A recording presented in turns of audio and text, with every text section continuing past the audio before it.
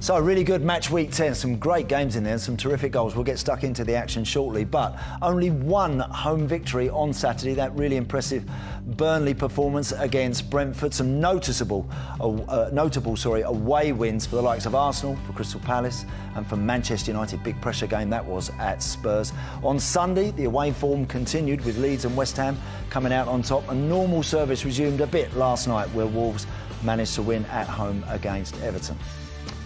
So, the top of the table, Chelsea lead now by 3 from Liverpool, 5 clear of Manchester City. West Ham up into 4th, Arsenal into the top 6. As for the bottom, still no wins for Norwich and for Newcastle.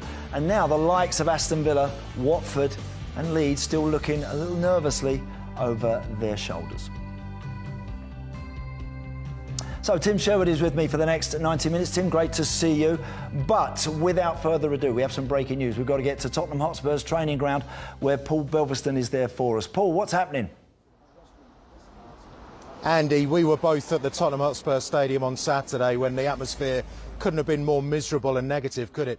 It has completely turned around right now, judging by the smattering of Spurs fans here at the training ground and the very many who are being very vocal on social media, because Tottenham have their man, Antonio Conte, a serial winner, is now the Tottenham Hotspur manager. He has signed an initial 18-month contract. There's an option to extend at the end of that period. I've got a statement from him as well. He says, "I'm extremely happy to return to coaching and to do so at a Premier League club that has the ambition to be a protagonist again." Tottenham Hotspur has state-of-the-art facilities and one of the best stadiums in the world. "I can't wait to start working to convey to the team and the fans the passion, mentality and determination that have always distinguished me as a player and as a coach."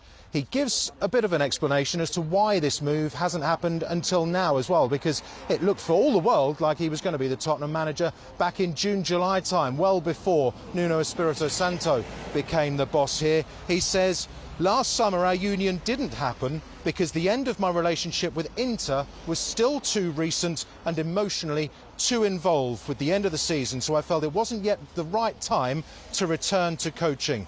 But the contagious enthusiasm and determination of Daniel Levy in wanting to entrust me with this task had already hit the mark. Now that the opportunity has returned, I have chosen to take it with great conviction." There's also a comment or two from the managing director, Fabio Paratici. Of course, they worked together extremely successfully at Juventus, where Conte won the Serie A title in each of his 3 seasons, 2 Italian Cups as well. He says, "We are delighted to welcome Antonio to the club. His track record speaks for itself, with vast experience and trophies in both Italy and England. I know firsthand the qualities Antonio can bring to us, having worked so closely with him at Juventus. I look forward to seeing his work with our talented group of players."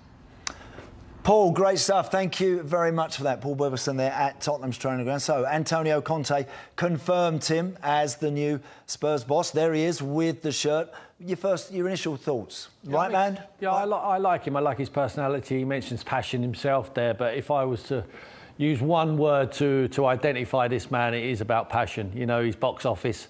I think he's got a good character. He's got a fantastic personality. He's demanding. He's demanding of his players and also the staff members around the training ground. You see all of them, including the chairman, Daniel Levy, will be there every single day. Right. I think he'll be asking questions of Daniel. Daniel won't be asking questions of Antonio. We know what he's like. Yeah. Proven winner. We've had a proven winner there before, haven't we? Not so long ago in Jose Mourinho. Yeah. Didn't work out. Hopefully it works out for Antonio Conte. 18-month contract. I mean, whether or not there is an option for a further 12 months, we don't know yet. I'm sure that'll all come out in the fullness of time. Surprised at that or not? No, because he only spends 2-3 years max at every club he's ever been at. Okay. You know, the longest time he's ever served as the national team manager. You know, Antonio likes to stay there for a short period. It will be extended. It would only be extended if he's successful. If he's not, then, I mean, he's not gone there. I mean, we saw the vans going in there. I'm sure that was the money for him, you know, just to load up his till, because, I mean, the guy's not short of a few pounds, is he? I think you're right. I do. I think you're right. Hashtag PL fans, get your messages coming in to Leroy. Leroy, I'm sure you've had plenty already. We've had so much on this subject. Let's got this one from Junior. He says that Nuno never seemed like a proper fit for for Tottenham. What did he get wrong? Well, if you're asking me, we just explained there. He never played, I think, his fundamental formation for me, Leroy. And I think if he'd have played three at the back, and I don't think it's not a case, Tim, of not having the players to play that way, because I think Antonio Conte is going to come in and probably do it. Yeah. I don't think he got anything wrong. I think I didn't like his personality. I think he needs to be a little bit more bubbly. But it's, you know, you don't have to be a clown to be a good manager. You know, I think he is what he is. He's as a Wolves manager, he did very, very well. I blame the people who give him the job in the first place, especially when they're making a statement like we need to get back to attacking, flowing football. Yeah. Nuno hasn't played in that style and never will play in that style. But there's no right or wrong ways to play a football match. So it's the people who give him the job in the first place need to look at themselves, take responsibility. It was never a good fit. I agree with the guy there, but I think it's a harsh one, because not harsh that he's been sacked. I think it's inevitable after the performance what we've seen recently. But I think he shouldn't have had a job in the first place. That's really interesting, because the follow-up question is, you know, you're saying it was never a good fit. And the follow-up question is, so what is the difference in style between Nuno and Antonio Conte? I think personality, what we're going to see, you're going to see the personality. You're not going to see a passive man on the sidelines. You're going to be someone who's going to be wearing out that technical area, like Diego Simeone, like someone who's demanding. The players will leave nothing on that pitch. There's been a lot of question marks over the Tottenham players. Are they giving everything? Are they trying? There'll be no questions like that on Antonio Conte. And not only that, the good thing for the Tottenham fans out there, he'll be demanding from the chairman, he'll be demanding from the sporting director. And without a doubt, this guy not coming to Tottenham Hotspur not to win anything. He wins everywhere he goes. Now, people will say, yeah, but we could say that about Jose Mourinho. Jose Mourinho, for me, was coming towards the end. This guy's still got a lot of life in him. Yeah, absolutely. Look, you said that Antonio Conte is demanding. Well, so am I. Make sure you keep those questions coming in using the hashtag PLFans. Great stuff, Leroy. Thank you for that. Yeah, Tim, so let's focus on the new Tottenham manager now, Antonio Conte. So, first and foremost, you've used words like passion, organisation. Is he the sort of guy that can inject belief back into that Tottenham camp? Because I've seen a dejected Tottenham group over the last few matches, a team that looks flat, very low on confidence. Will he inject that into the club, into the players, or will he just find an 11 that are brave enough to do it? I think he'll find an 11. He has to have brave players. I think when you change your manager, it's almost turning over the page, so the fans will be, there won't be that negative atmosphere there. It was toxic. You was there, Andy. It was a toxic atmosphere at the weekend. Wasn't good. I think now it's a new era, new page. Forget that he was at Chelsea, at the rivals. Just all they were worried about is that this guy, at the end of the season, normally you see him with a silverware. You know, he's normally standing there with something in his hands. I think there is a great chance they can win something this year. They're in a quarter-final of the Carabao Cup. Play West Ham. The last thing that David Moyes would have wanted was Antonio Conte coming in. That Conference League, Europa Conference League, they can win that. There's only Roma in that competition. They can go on and win that, and that's automatic qualification for Europa League next year. But the next run of games are very, very good games and winnable games. If he wins straight away, and then you know what the confidence breeds, you know, and they get some momentum, who knows? Who knows top four? And when we just quickly look at his numbers, Tim, there, those his Premier League record at Chelsea, obviously played 76, he won 51 of those, drew 10, lost 15 of them, win percentage 67.1. If I tell you, if you're top 30s with a win percentage, you're doing okay. If you're 40, in the low 40s, you're doing okay. To be up there, look, he had a fantastic group of players. Yeah. I suppose it's going to be anything like that this time round. But there wasn't a fantastic group of players when he come in. They were the same group, Andy. I see what you're saying, but they was underachieving. That's why he come to the football club. I mean, he transformed them, and Tottenham need him now to transform them. I don't think the players are as bad as what we're portraying, and certainly not as bad as what the fans are talking about them on social media. These are good players. They've got good players. Not I'm saying world-class players, but we've got a few. But the rest of them are underachieving. If he gets the best out of them, why shouldn't they be challenging for the top four? What will be interesting, Tim, we know that, or we're going to assume that Antonio Conte is going to play three at the back. If we actually have a look at this back four that operated at the weekend, Tim, so we've got to now, we'll assume that for the purpose of this exercise, that Antonio Conte will go with what he knows. In fact, do you remember, Tim, when he first came into Chelsea, when he first took over at Chelsea, for about 3 games, he kept to 4. Yeah. And that didn't work. They went up to Hull, and he played a 3. Yeah. And from there on, the rest is history. So let's assume he's going to go in there and change things immediately. Who's going to be the winners and losers out of this team? He looks at the personnel. I mean, Victor Moses played right. Moses. He was a right winger predominantly. He played him as a right wing back, didn't he, in the 3? So I think Emerson Royale's got the characteristics to play in a 3, and I think Reggie on left back will be the same. So I think for them, they will come into the side. Reggie will come in. I can see Davis playing left of a 3. I really can. Okay. Azpilicueta was the right back, wasn't he? And he went to the right. I mean, even though he's undersized, pretty much like Davis there. A little bit more aggressive than Davis. But Azpilicueta went in and played, didn't he, as a right of a 3 in that Chelsea side. So possibly look a bit like this with Reggie on coming in at left I would take back. Lo Celso out there, Tim. I don't think Lo Celso would be playing there. I'm just looking for... There he is. There's my man. Yeah. There's Reggie on there. So I could see that. You say Ben Davis may be playing there. Emerson Royale, would you see that? I do. For the time being? I do. I mean, he's got Doherty as well, who's with Nuno at Wolves. You know, he's come to Tottenham now. Only played in a 3. We saw how many games Nuno played in a 3, and Doherty was his right wing back, and he also scored goals from that position. What about these 2 guys, Højbjerg and Skip? Do you think 2 definite sitters there, or do you think he might be looking for something else?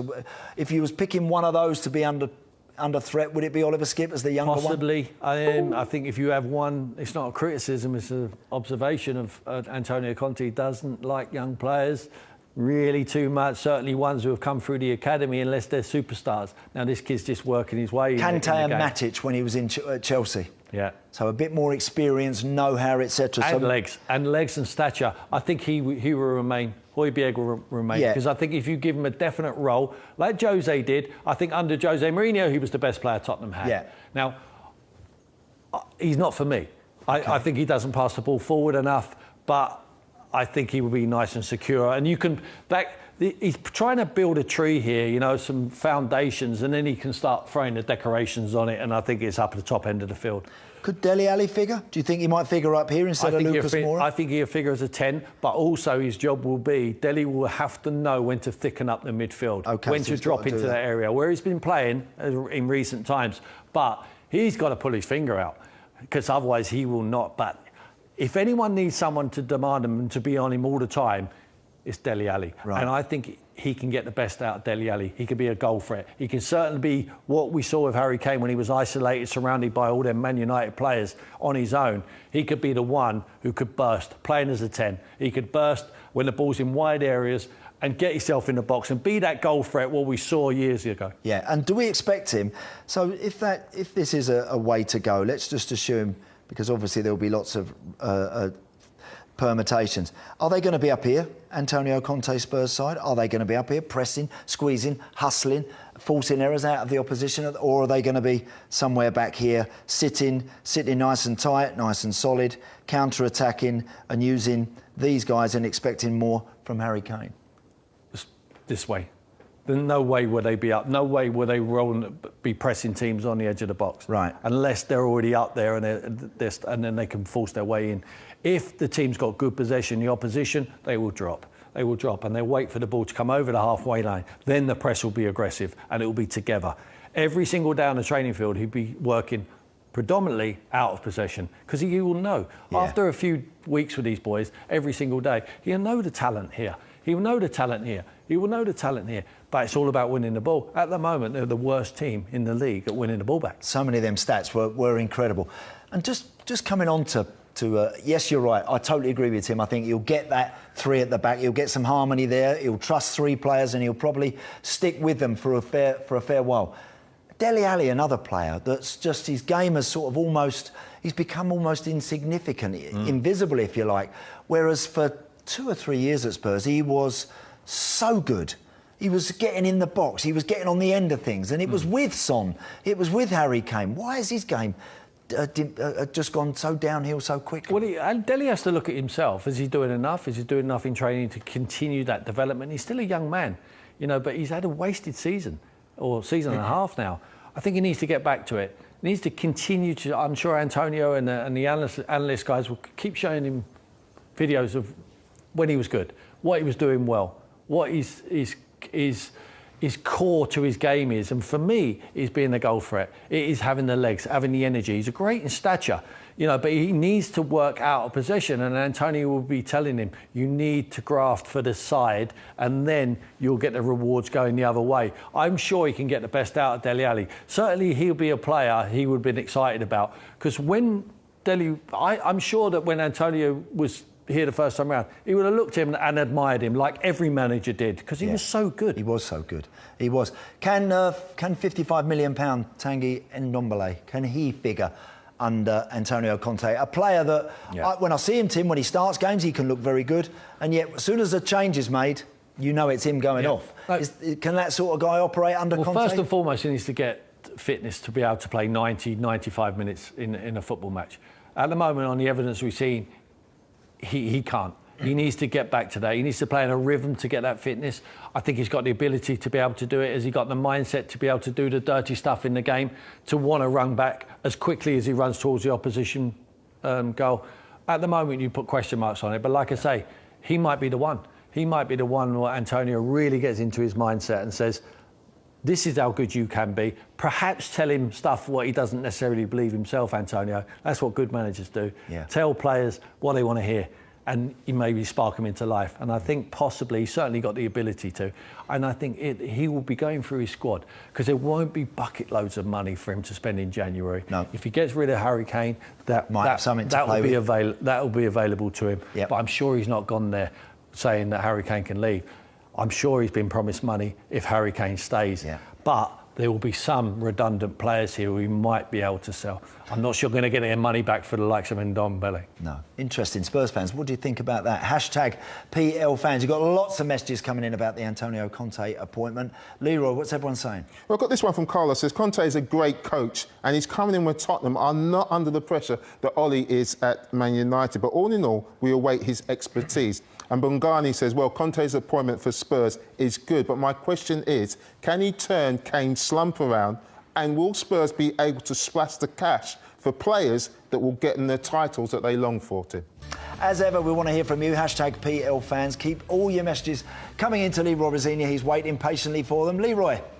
Absolutely, look, that breaking news is massive, Andy. We want to hear all your thoughts on that appointment at Tottenham Hotspurs. Will he bring passion, a mentality and a determination to that Spurs side? Is Ollie back at the wheel? Man United fans, get in touch, let us know how you feel. And some great performances, away performances from Arsenal and Palace at the weekend. Get in touch with anything you want to talk about using the hashtag PLFans. Great stuff, Leroy. Thank you. Get all your messages coming into as quick as you can. Tim, so let's focus a little bit then about Spurs. I've been really surprised at the way Nuno's approached the Tottenham job. It looks like he's been doing it almost with a reluctance. He hasn't really thrown himself at it for me, and I'm sure he's going to have time to reflect on what went wrong there. What's the single uppermost thing you think of when you think about Nuno's time at Spurs? I think the job was too big for him. You know, I think he's done a brilliant job at Wolves for 2 seasons. He was fantastic. Didn't work out for him last year. He was obviously not the first choice, not the second, perhaps, well down the line. But he's got that opportunity, great opportunity, and I think you're right. I think he'll be a little bit disappointed the way he grasped it.